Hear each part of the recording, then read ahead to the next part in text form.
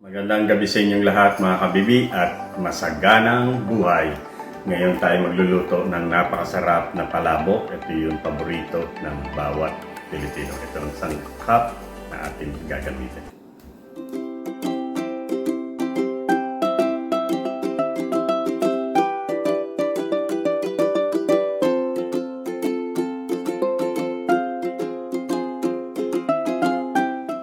So yan mga kabibi,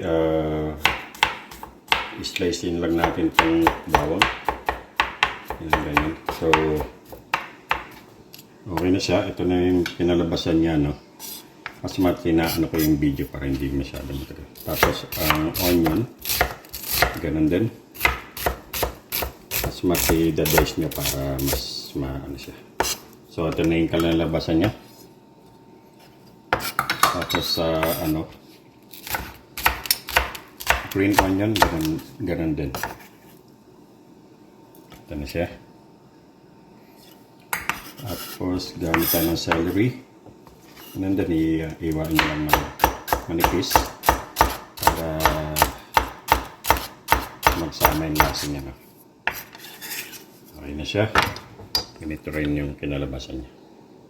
Okay, yan mga kabibi, gumamit tayo ng hipon na isang box. At yung gagawin natin dito, itatanggal natin yung pinakang head niya. Lagay nyo lang dito sa blender. Yan. I-blend natin siya, no, para yung lumabas yung flavor ng seafood, no, ng hipon. Yan lang. Ito na siya. Tapos i-blend na natin siya. Ito sa inyo kung paano natin i-blend ang hipon.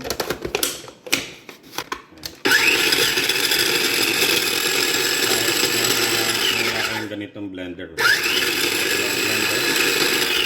Kaptarin nyo lang.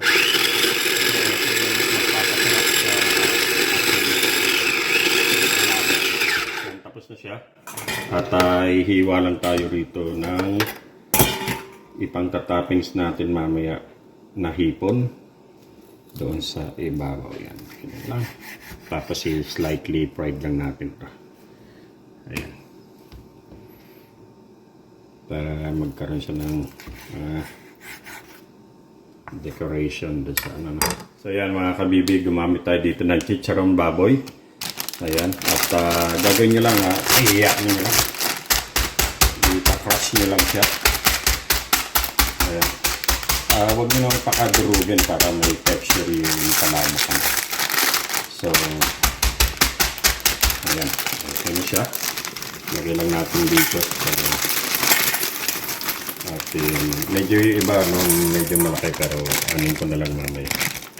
Tapos ang mga main ingredients na natin na gagamitin ay ang cream of mushroom. Ito yung version ni Kabibi, no? Gagamit tayo ng cream of mushroom. Gagamit tayo ng mga 4 na cans. Of course, meron tayong tinapa flakes. Ito yun, mabibili sa Filipino store. So, hindi nyo na kailangan maghimay. Tapos, of course, yung chicharong baboy. Meron tayong hipon. Tapos, meron tayong onion, of course, panggisa. Bawang. At napaka-importante ng celery. Ito yung magbibigay ng masarap na lasa. Para gumanda ang kulay at rich ang color ng ating palabok, kagaya tayo ng aswete or anato. As ito yung noodles na binabad ko mga kabibi. Ito yung special palabok noodles. So binabad ko siya ng for 1 hour I think or less than an hour. Ito na yung kinalabasan. So ang gagawin ko lang dito ay ilalagay natin sa kumukulo na tubig para lumambot siya, no? Kasi ang palabok noodles matigas yan. Pero hindi naman masarap sa palabok yung sobrang siya, no? Yung na-over cook para makita yung texture ng ating noodles. Ayan. So mamaya pakita ko sa inyo kung ano yung kinalabasan yan. At Of course, gagamit tayo nitong, ito yung toast ko na mince, yung giniling na baboy.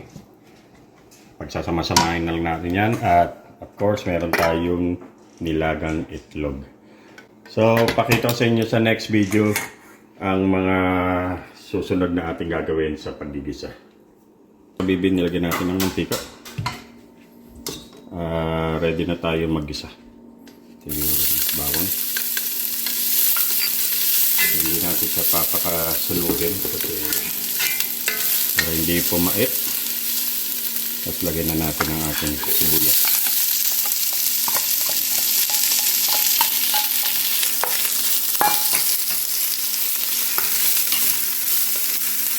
So, pa-caramelize lang natin to.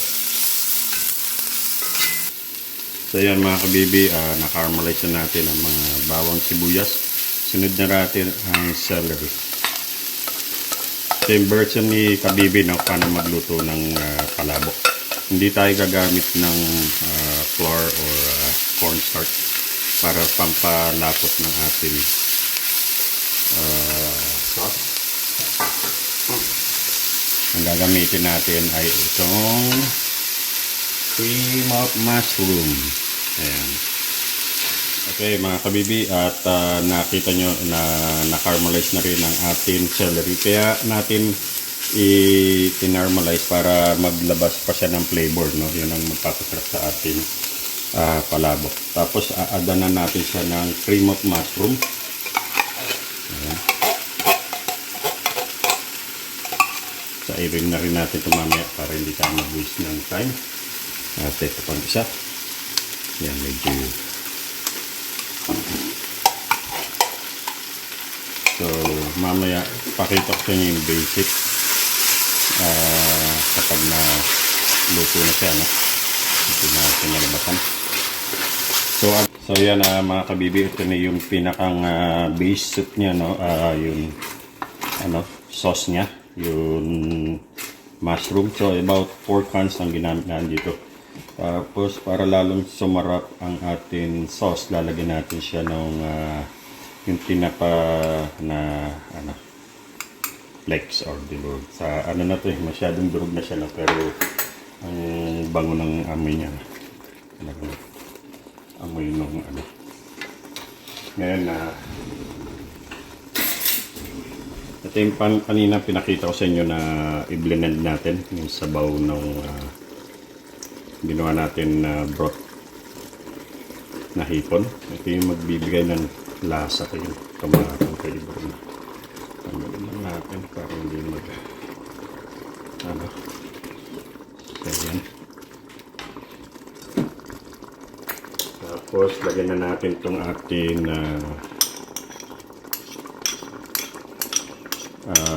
aswete. Ito yung magbibigay kulay ng ating sauce ng palabok. Of course, lagyan natin siya ng konting asin. At bigyan lang natin siya ng halo.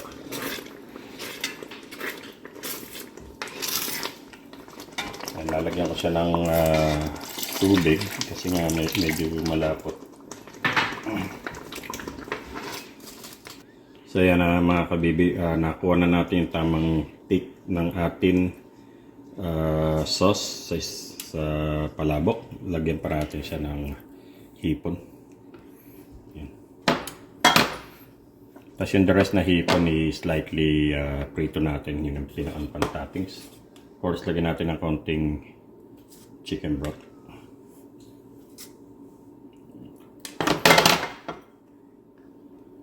Ayan. Tapos yung kaninang sinabi sa inyo na sineparate ko yung luto ng ating minced pork. Ito na siya. Tinost natin siya, no? Para yun may crunchiness pagka yun sumama sa noodles mamaya.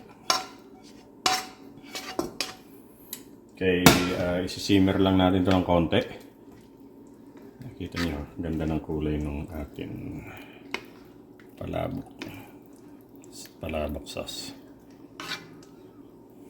So ayan, tapos na yung paggawa natin ng palabok sauce. Yung pinaansarsa ng palabok, ano, yan.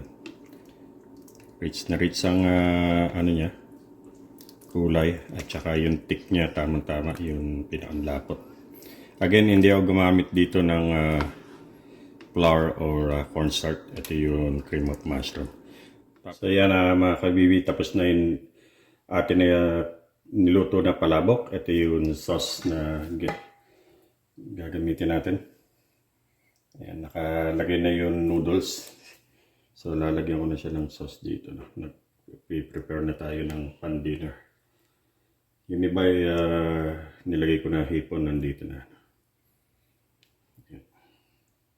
So, ganyan siya isi-serve.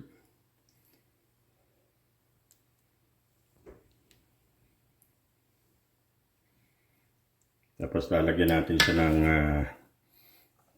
toppings na tinapa flex. Ayan, ginawa ko rito, inano ko siya, tinoast ko siya ng konti para maglasa yung tinapa. Tapos lagyan natin siya ng chicharong baboy sa ibabaw. Yun, hindi ko pinakadurog para mayroon siyang texture, no? Tapos lagyan natin yung prinito natin na hipon.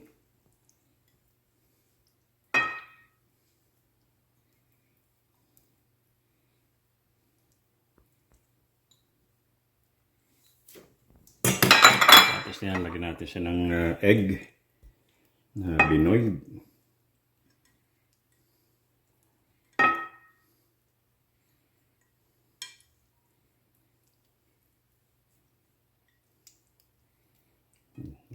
Ano. Tapos sprinklean para natin siya ng konti ng tinapa flex. Tapos onion leaves.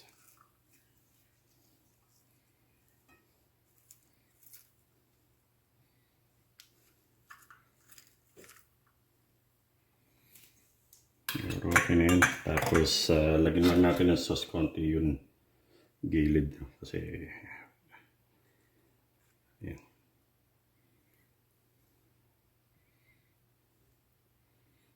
Mag-add tayo ng sauce dito pag yung minix na mamaya. Of course, para lalong sumarap ang ating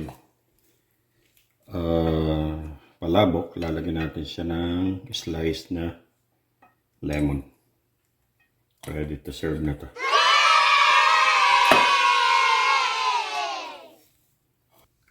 So yan mga kabibi, tapos na natin na naluto ang napakasarap na palabok ng paborito ng bawat pamilyang Pilipino. Ayan, so magkita-kita tayo ulit sa next video and God bless you all. Bye for now.